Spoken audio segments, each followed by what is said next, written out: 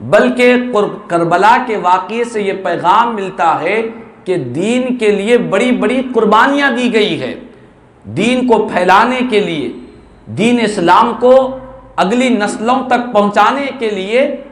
بڑی بڑی قربانیاں دی گئی ہے۔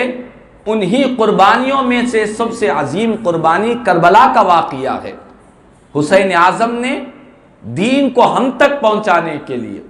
کربلا کا واقعہ، ہم اہل سنت والجماعت برملا کہتے ہیں کہ یہ کوئی سیاست کے لیے جنگ نہیں تھی، کوئی اقتدار کے لیے جنگ نہیں تھی، کوئی بادشاہت و سلطنت کی جنگ نہیں تھی، بلکہ کربلا کی جو اصل جنگ ہوئی دین کی حفاظت کے لیے آپ نے جنگ فرمائی ہے۔ اس بات کا اعلان میں نہیں کرتا ہوں، آپ عطائے رسول خواجہ خواجگاہ سلطان الہند حضرت سیدنا خواجہ معین الدین چشتی اجمیری رحمت اللہ تعالی علیہ سرکار غریب نواز نے فرمایا ہے، شاہ است حسین، بادشاہ است حسین، دین است حسین، دین پناہ است حسین۔ حسین شاہ بھی ہے، حسین بادشاہ بھی ہے، حسین دین بھی ہے اور دین کو پناہ دینے والے حسین ہے۔ تو کربلا کا واقعہ دین کی حفاظت کے لیے ہوا ہے،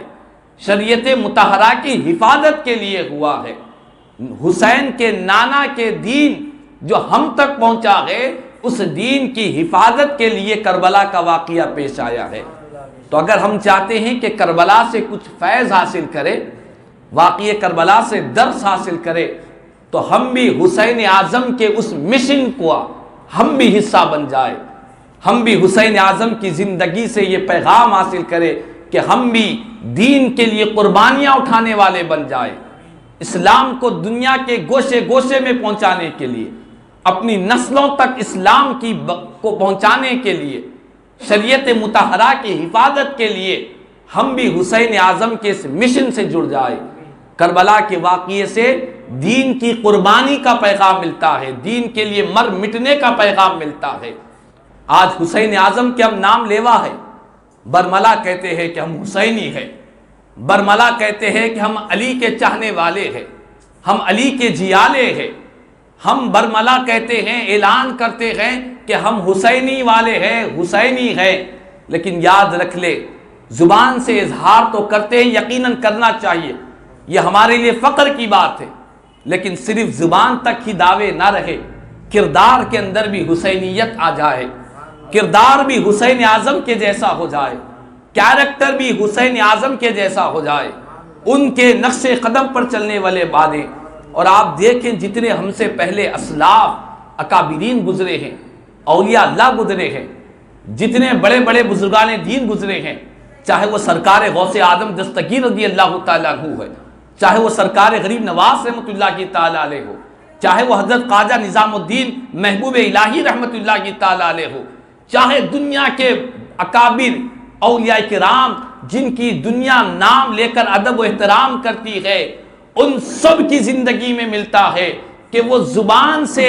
حسینیت کا اعلان کم کرتے تھے، لیکن کردار سے حسین اعظم کے پیغام دیا کرتے تھے، اپنے کیریکٹر سے دنیا کو پیغام دیتے تھے کہ دنیا دیکھ کر کہتی ہے کہ یہ حسین کی اولاد ہے،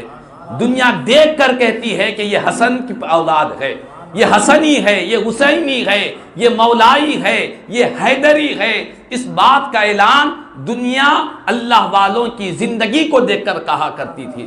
تو آج ہم تمام کو چاہیے کہ اپنی زندگیوں کے اندر حسین اعظم کے مشن کو اپنائیں۔ آپ نے دین کی خدمت کے لیے،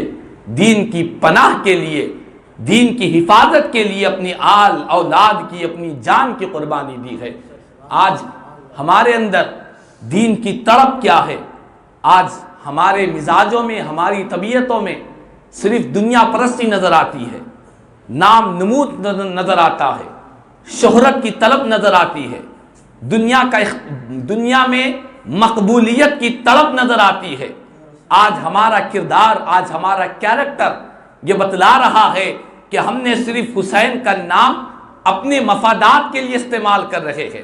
ہم صرف اہل بیت کا نام، ہم صرف مولائے کائنات کا نام اپنی دنیا کو چمکانے کے لیے استعمال کر رہے ہیں، اپنی دنیا کی ترقی کے لیے استعمال کر رہے ہیں، لوگوں کو اپنا گرویدہ بنانے کے لیے استعمال کر رہے ہیں۔ ہم نے حسین اعظم کی اور کربلا کی اہل بیت اطہار کی زندگیوں کا جو اصل مشن تھا، ان کی زندگیوں کا جو اصل مقصد تھا، آج ہم اس مقصد سے بہت غافل نظر آ رہے ہیں۔ تو ہمیں چاہیے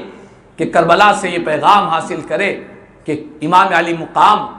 حضرت سیدنا امام حسین رضی اللہ تعالیٰ عنہ